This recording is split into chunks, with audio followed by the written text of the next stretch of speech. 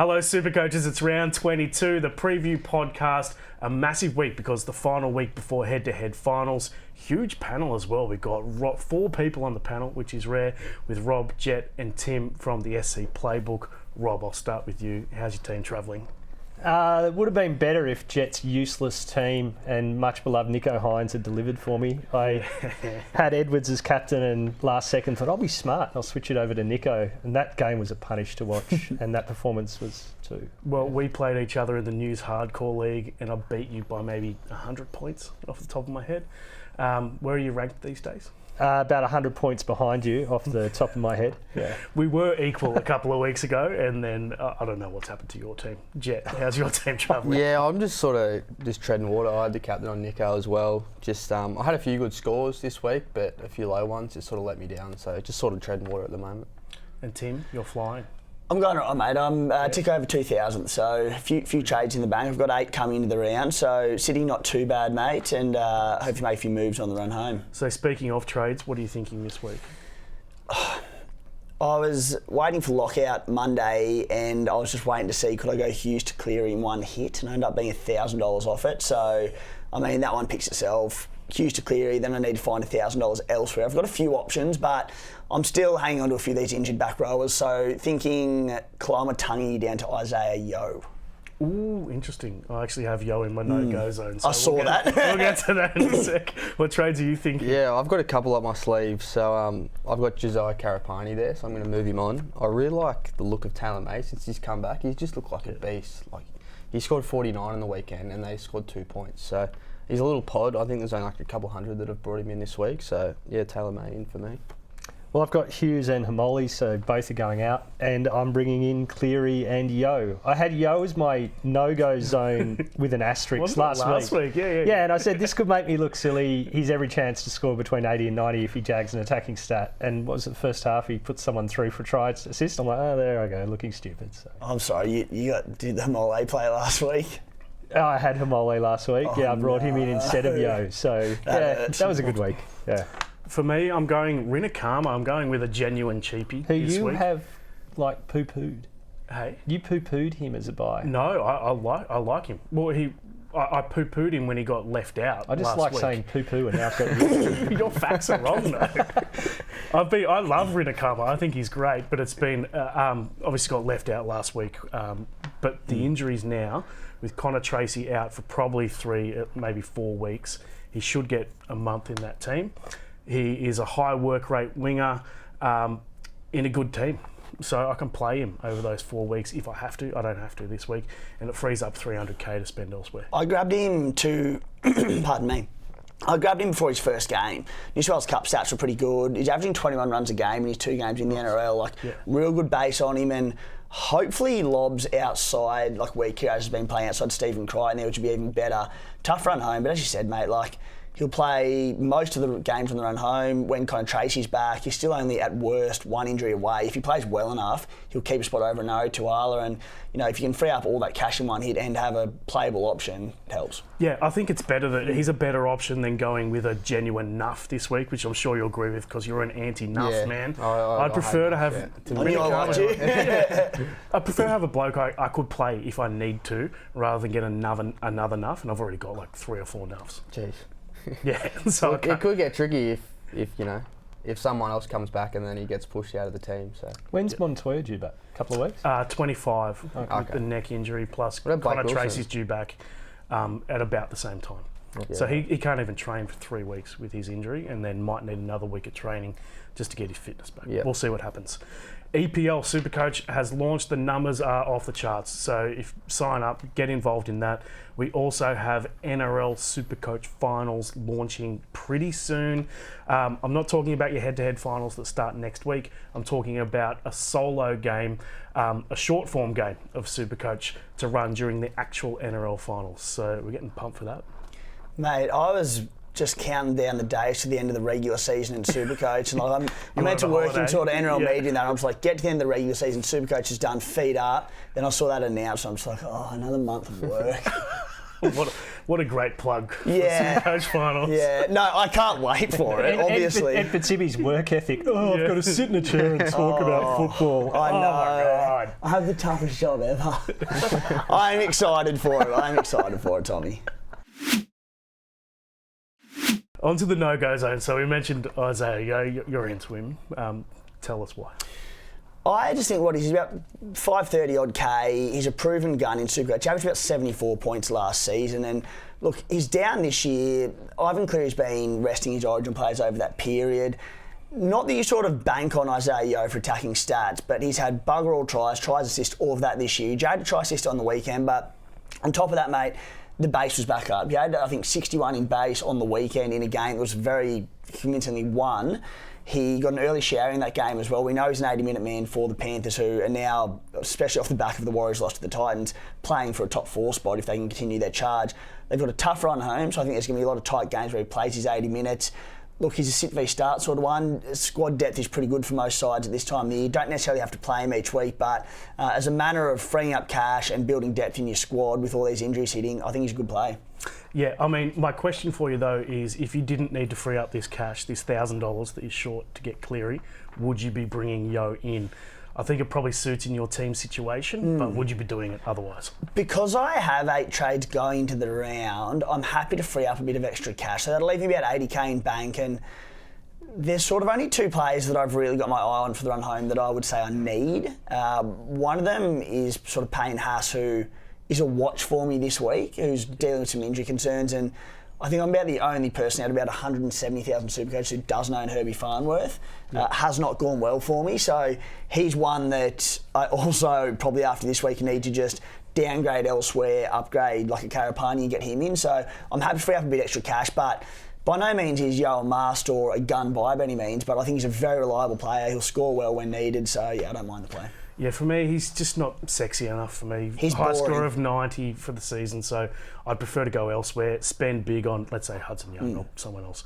Who's your no-go? For me, it's Tommy Dearden. Quite a few are bringing him in this week, just off the back of his huge score on the weekend. But he's got like 5 or 6 scores below 30 this year. So, you know, he's got a low score in him. He's also got a high score in him, as we've seen in the last few years. But plays Sharks, Newcastle, 2 of the next 3 weeks. So they're pretty good defensive teams. Yeah, tough matchup at Shark Park this weekend. Sunday Arvo. Yeah. They get a 60 put on them. So I would say this about Dearden. His low scores came when he was at 6. At 7, I think his worst score is like a 50-odd. Okay. Yeah. Where I like him is at flex, where if people can pick him up at flex, because when you're getting sort of near the back end of the season, you can then move him to half, or you can move him to 5/8. It gives you that flexibility, not to use a word, but that you don't have if, say, you've got a fullback there. So that's where I like Dearden. If you could pick him up there, I think he works. Who's your no-go? I don't have one. I think all the popular moves are pretty sensible. Oh, wow. Rob, the voice of reason.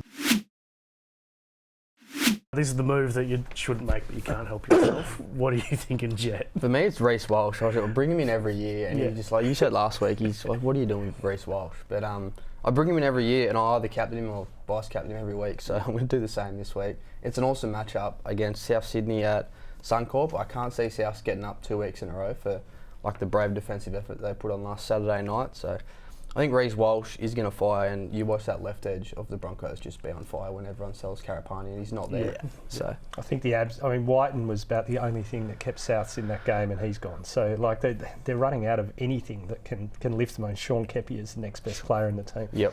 My guilty pleasure is Yeo over Young. Look, I think Young averages more over Yeo, but Yeo will play every game. And I mean, look, Katoa went badly. All the top second rows have just failed week after week.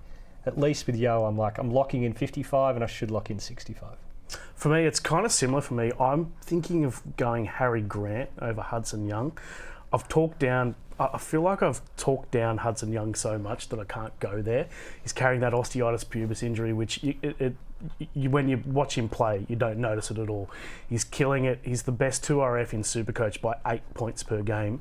He's averaging basically 20 points more than Harry Grant this year. But I just see that with Jerome Hughes out, the attack is going to be all around Harry Grant for these remaining few rounds. So I'm really tempted to go Harry Grant over Hudson Young, even though it doesn't make sense on a lot of levels. I like it. Again, looked unbelievable last week, and even obviously when Jerome Hughes went off, and it just, especially the way they've picked this team, like, I'm still a little sceptical as to whether or not Tyron Wishart starts in the halves and Jonah Pez off the bench. Look, Bellamy probably does go that way, but he's going with two out-and-out ball running 5'8". So if that is the case, they don't really have an organising number 7 in there to get him around the park. And look, I know at his core, Jerome Hughes is a ball running 5'8" as well. He's come from fullback, but he's crafted himself into a really good organising number 7. So someone's going to have to take up that role. I think it has to be Harry Grant if Tyron Wishart's at halfback, and his involvement's just going to be even more and more, aren't they? I take it on board, but the Roosters did make Grant look good, 100%, and he did, get a line break and try assist in the last 3 minutes, right? So, there's good things about Grant, but I think Hudson Young averages considerably more. Yeah, we'll see what happens with that trade. He also scored a try where the two tacklers knocked themselves out. Yeah, it was like the end of Rocky 4 or whatever it was, where they both got knocked out at the same time. Your guilty pleasure? I'm not bringing him in. I'm not as brave as Jett, but I actually had Reece Walsh as well. I'm the same, mate. Every year I get enticed by buying Reece Walsh, and there's just this little light in your head that says, little voice in your head that says, don't do it, don't do it, don't do it. For so many, there are so many red flags, right? Like, Reece Walsh can score a double and set up 2 and score like 60 points. You're just going like, how does this add up? But he's just a fun bloke to own. He's a bit like Scott Drinkwater, right? But obviously with no goal kicking duties. I was very tempted to do it a week or two ago until Dill Edwards went bonkers, and I was grappling with it last week. And when Edwards was goal kicking, the mail sort of coming through was that he'd probably goal kick again last weekend. I just went, you look at Dill Edwards and what he does in base and power, he can go about 80 plus. Reece Walsh needs a couple of tries to do that. So thankfully common sense prevailed in that one, but I'm with you. Reece Walsh is so tempting. Yeah, I was sort of hoping that Dylan Edwards flopped that week where he scored 170 or something, because I brought in Walsh the week before, and I would have thought that no one would be able to get him because everyone jumped on Edwards. So I think, he's got some big scores in him, and just he's so fast and just creates something out of nothing all the time. This is the week, isn't it? Yeah, 100%. If it goes bad, I don't know what I'm going to do. Time for this week's best bets, powered by Better. Now, I mentioned Harry Grant before. And I do like him as a buy. One of the drawbacks, though, is that he's playing the Eels this week, and the Eels, although they're very low on the ladder, they're actually playing pretty well and defensively going okay. So I've got the Eels. They're at home at CommBank. The Eels plus 7.5. It's playing $2.15. It's not sexy, but it's going to happen. What are you thinking? Yep, you're not sexy. I won last week with my 3-leg bet, so it's house money. I've got the Dolphins to beat the Warriors. It's over in New Zealand, but the Wars forwards are looking thin, and it seems weird to say the Dolphins, with their forward pack missing their entire starting pack. I think they'll beat them in the middle, and I think they beat them out wide. Panthers minus 12.5 against Titans. The score could be combined will be about 80 points between those two. And Manly Roosters over 46.5. What did you win to pay last week, mate? 657, something like that. There's the value of this side of the table. Coming in hot. Mate, I pretty much win every week, but it's like $2. Maybe if you should see me in Punters Club, mate. Every year I make money. If you went big, Tommy, you could buy some new shoes. Oh man, these cost so much. Not sure if you can see them on camera. I haven't bought new shoes in about 2 years. It shows. These are my best shoes. Put it that way. I've got every pair of shoes that I wear, you seem to pay it out. But then you pay out everyone. Correct. What's your bet? Speaking of payouts, Jett, come on, collect. Well, I love targeting Roosters games every week because there's so much points, And I've just gone simple. I've gone Garrick to score 10 points into Sam Walker to score 10 points. About $5.50. I think they're going to kick a lot of goals. It's pretty good. I think it'll be a high-scoring game. Yeah, Garrick will maybe score a try. Sam Walker maybe. Although the weather's not going to be great. So, yes. Well, what are you really gambling with? For free and confidential support, call 1-800-858-858 or visit gamblinghelponline.org.au. Rob. Yep, hit gold with Mulatalo last week, so I'm gonna double down on the wingers. I'm going RTS, and it's not just this week. He's got the Dolphins. I think he's a good chance to score. But then they've got the Dogs, tough game. But then it's Dragons, Titans, Eels, Manly. Now, RTS never goes huge. He's a bit like Yo. Like even his best game's 85. But I can see him scoring a try in every single one of those games, and he could be that pod winger for the run home. Yeah, for Manchester guy I'm bringing in, Taylor May. I just think he looked awesome. I love the little corner thing he's got going on. Just makes him look that extra extra bit flash. 49 last week against the Panthers when they scored 2 points. He got 49 pure base, 90 the week before against the Titans. He doesn't have too bad of a run coming up. Obviously, it's tough bringing in the bloke against the Bulldogs this week, but I just love the look of him, and I don't think there's that many options at that sort of price. I don't want to bring in Lomax against Melbourne. He's running at Critter this week. Now, that's probably the toughest for any outside back, I would say. Yeah. But just the way his he looks. base is there. He looks awesome. Like, he made like 17 tackles as well on the weekend, so there's that as well. So, yeah, I like Talon, mate. I'm going to bring him in. I've, don't like to say it, but I've gone with Roger Tuivasa-Sheck this week, 65-point average for the season, and you mentioned the draw there as well for the Warriors on the run home. He's really good, and he's averaging about 40 in base in his recent weeks. We know the powers there. He busts tackles. He can offload. Pardon me, voiced in all sorts. I think the big one though, mate, Tamari Martin has come in for Chanel Harris-Tavita, and I think he's one of the most underrated, like, silky ball players in the comp. And Harris-Tavita, he's been awesome this year, but really good ball running half. Tamari's ball playing is so silky. So I'm hoping Tanner Boyd stays on the right edge. Tamari comes in on the left. And with Roger being left edge winger, I think he could reap the rewards. I think he's a huge play. I've got Tom Trbojevic as the pod. So since he's moved to centre, I've actually liked what he's been doing there. He still roams around the field, but he doesn't have to do all that running that he used to do at fullback. So I think it actually suits him pretty well. 5-round average of 80, 3-round average of 91. Only available at fullback is a real blow for Supercoach. If he was centre wing as well, then I think he'd probably be the most purchased player this week. Next year, he'll be one of the most purchased players for round one because he will have dual position status. No. Potentially, possibly. Oh, man, I still think, and this is a controversial take, that we should only have one position to start for every player. Yeah. I think that's a good idea, and then we can always add. Tommy's a hard one, right? Well, if he's played, how many games has he played there? 5, maybe? Yeah, look, he will have done the time there. It's a hard one, right? And this is up for you head honchos at Supercoach headquarters, but if Tommy Turbo starts round one, he's available at CT dub, and rightly so, he probably should be with all the games at centre, he's just going to be 100% owned. And there's no reason that he won't start at centre. I mean, Hopewada's been pretty good. That's the future at fullback, the way the club sees it. I'd be surprised if he didn't get moved to fullback in the next 2 weeks or so. Just like some of his defensive reads were pretty poor. Like Bronson Xerri showed him up a few times. He is working hard there in defence. Yeah. On to captaincy this week. So let's face it, is anyone not going to go with Cleary? Yes. The weather is horrendous. You're going to go Nicho Hynes. Well, I don't have Cleary. I brought in Sam Walker instead last week, so I've got that. That's right. You got your. I don't have that problem, and Don't have that problem. Best player in Supercoach history. Yeah, I don't have Herbie either, so that'd be fun. Oh, you're the other one. I haven't had Herbie all year. I haven't had Payne Haas until last week when he looked average as. Two of you just follow each other in, do you? Yeah, it's going well. Yeah, well, Timmy's going a lot better than me, so it's working a lot better for him. Yeah, I'm going Reece Walsh, VC. Oh, Walsh. Yeah, the same as last week. Reece Walsh, Nicho Hynes. So everyone's not going to captain Nicho this week after captaining him. Everyone captained him last week, and Sunday Arvo, Cowboys can concede a lot of points. I think the Sharkies will bounce back. Yeah, it's Shark Park too. Yep. Whether it's going to be clearing up by then, it still might be a little. Should be a lot less. better than Saturday night. Yeah. The point with the weather with Cleary is that that's up on the Gold Coast. It's fine weather up there. The Gold Coast concede points for fun, and he's back goal kicking. So yeah, I mean he's currently at about 40% captaincy of the top 10%. He'll be up at, I'd say, 70, 80% by the time that game comes along. Yeah, I mean, you'd think he'd near enough be 100% captain by anyone who owns him, wouldn't you? Yeah. And then, I think it's just clear as daylight. You go with Nathan Cleary as captain.